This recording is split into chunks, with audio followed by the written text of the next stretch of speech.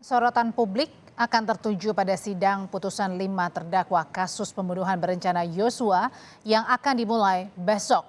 Publik menanti putusan yang memenuhi rasa keadilan bagi kelima terdakwa. Kami akan bahas bersama mantan Hakim Mahkamah Agung Joko Sarwojo dan pengacara almarhum Yosua Martin Simanjuntak. Selamat petang, Bapak-bapak. Selamat petang, Mbak. Saya ke Pak Joko dulu. Pak Joko, kalau vonis Ya, dibacakan besok, ini biasanya apakah majelis hakim sudah bulat keputusannya satu suara? iya. Kalau untuk penentuan pidana supaya tidak bocor mungkin baru besok, mungkin. Hmm. Tapi boleh jadi juga sudah diputuskan 3 hari sebelum diucapkan. Bisa juga demikian. Pertimbangannya kalau misalnya dadakan besok atau 3 hari sebelumnya ini apa biasanya Pak Joko? Tergantung kepada peluang waktu atau kesiapan dari penyusunan putusan. Penyusunan keputusan ini bukannya ada waktu jeda 2 minggu dari yang sebelumnya terakhir? Iya justru itu, tapi kan kadang karena putusan pengadilan di tingkat pertama itu kan rujukannya adalah Kitab Undang-Undang Hukum Acara Pidana pasal 197 KUHP. Ini kadang-kadang lembarnya itu sampai ratusan lembar. Bahkan mungkin bisa di atas 1.000 misalnya. Nah ini yang kemudian perlu kerja keras dari majelis hakim dan panitera pengganti beserta operator komputernya. Oke, berarti ada melibatkan beberapa juga ya. Ya, ya. Nah, biasanya kalau misalnya untuk keputusannya bulat besok sebelum dibacakan, biasanya mekanismenya gimana Pak Joko? Apakah ada rapat majelis hakim dulu? Ya, untuk pengambilan keputusan itu juga sudah diatur dalam hukum acara pidana kita, dalam KUHP sudah ada semua. Kalau mengenai musyawarah putusan ya, musyawarah putusan. Oke, sekarang saya ke Bang Martin. Bang Martin, kalau besok nanti vonis dibacakan yang pertama untuk Verdi Sambo, lalu kemudian Putri Chandrawati, keluarga masih optimis begitu dengan sidang vonis Sambo dan juga Putri besok dibacakan?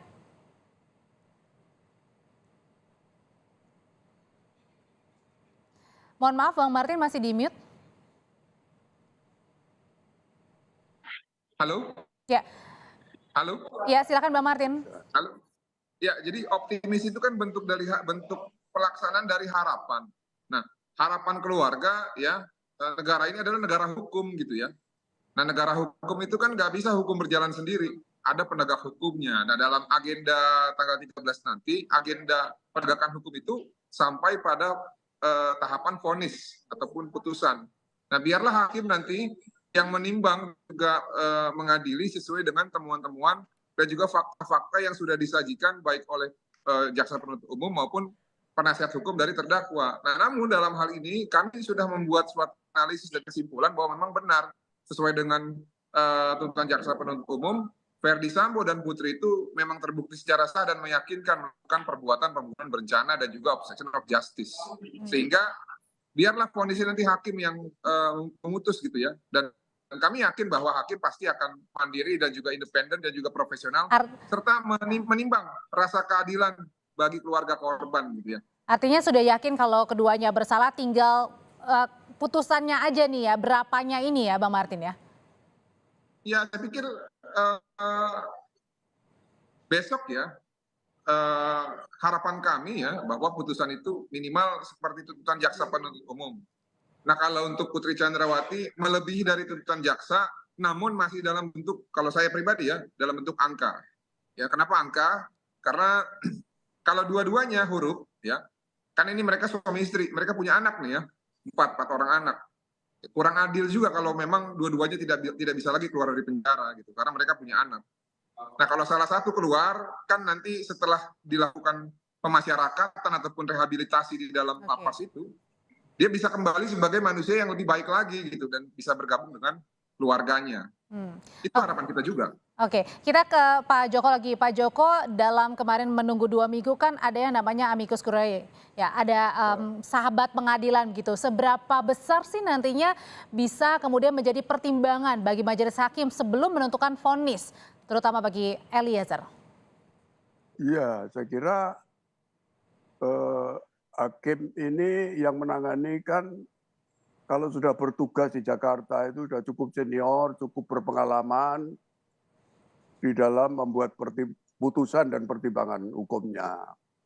Hal-hal yang muncul di pengadilan di dalam proses pemeriksaan perkaranya tentu akan dipertimbangkan nanti. Paling tidak di dalam awal putusan itu setelah membaca dakwaan jaksa, tuntutan, penuntut umum, pledoi dan seterusnya. Terus ada lagi amicus curiae misalnya, seperti itu.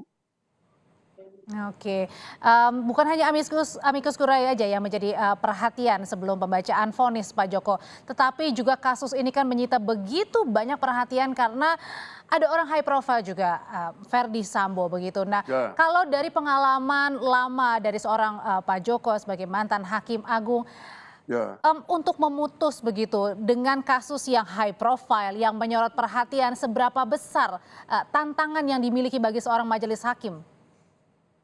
Saya kira tentu tantangan itu bisa saja dialami, tetapi sebagai hakim yang punya peran sangat independen dan kemudian memiliki diskresi untuk menentukan berat ringannya pemidanaan, siapapun yang menjadi terdakwa saya kira tidak penting. Yang penting bahwa dia melaksanakan proses pemeriksaan, mempertimbangkan putusan tanpa ada kepentingan apapun, dan dia bersih sehingga dan dia yakin bahwa ini terbukti, maka mengenai keputusannya ya akan dipertimbangkan oleh majelis hakim.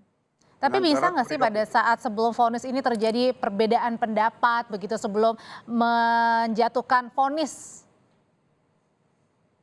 Ya, yang dimaksud perbedaan pendapat antara hakim satu dengan hakim yang lain begitu? Ya. Ya, undang-undang sudah mengatur hal itu. Apabila ada perbedaan pendapat, pertimbangan, maka bisa putuskan juga dimasukkan dalam pertimbangan. Itu artinya ada dissenting opinion di dalam situ. Tapi walaupun dia berbeda pertimbangan, berbeda pendapat, dia harus tetap menandatangani putusan itu. Oke, artinya tetap masih harus satu suara ya nanti ya pada saat. Tidak satu suara. Memang idealnya suatu putusan hakim supaya kuat dan memiliki legitimasi yang kuat, maka seharusnya bulat suaranya. Oke, suaranya harusnya bulat. Saya ke Bang Martin lagi. Bang Martin, kalau tadi kan di segmen awal kita sudah banyak dengar cerita dari Ibu Yosua. Nah, kalau tidak salah ini keluarga Yosua juga meminta besok ya untuk duduk paling depan mendengar vonis begitu ya. Itu kesiapan mentalnya gimana yang harus dijaga? Ini kan harus dijaga sekali kesiapan mental dan juga hati orang tua Yosua, Bang Martin.